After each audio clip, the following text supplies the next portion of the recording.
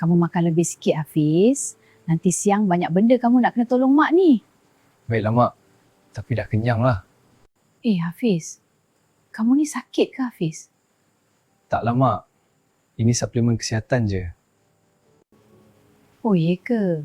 Dah lama ke kamu amalkan? Biasalah mak, nak jaga badan sikit. Lama tak lama jugalah. Dalam bulan puasa ni juga startnya. Hafiz, pergi tukar langsir ruang tamu tu kejap. Mak tak sempat nak tukar. Baik mak, sekejap ya. Jaga baik-baik, jangan koyak. InsyaAllah mak. Pasang yang baru tu elok-elok. Dah pasang mak. Bagus anak mak.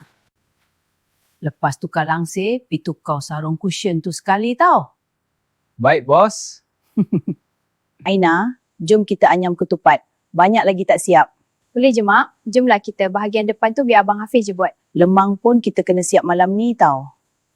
Abang, pergi cari buluh lemang kat belakang kebun tu. Awak ni perlahan sikit lah cakap tu. Saya ni tak pekak lagi tau. Awak tu kalau tak cakap kuat bukan nak buat kerja. Yelah, saya pergi cari sekarang.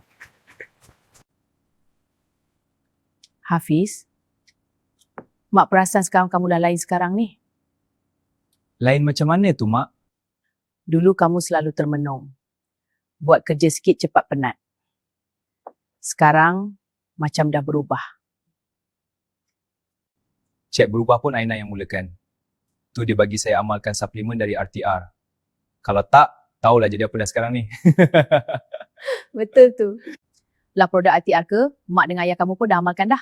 Hah? Mana mak tahu semua ni? Kau ingat mak ni buta IT ke? Mak beli kat website RTR lah, ayah bayarkan. Kesihatan ni penting. Kita sebagai ketua keluarga, rajin-rajinlah jaga kesihatan. Baik ayah.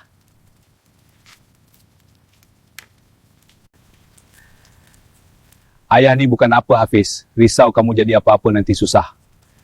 Kesian anak dan isteri kamu tu. InsyaAllah ayah. Sejak ayah amalkan produk RTR tu, lain macam juga saya tengok ayah. Lain macam mana tu? Bertenaga macam orang muda. Dulu ayah kuat lagi. Sekarang pun kuat lagi lah ayah. Tapi dah tak sama macam dulu.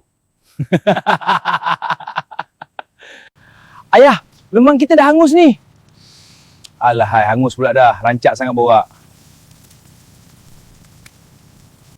Habislah, kita nanti kena bebel dengan cikgu pencen yang kat dalam tu. Oh man. Oh boy. Pasrah je lah.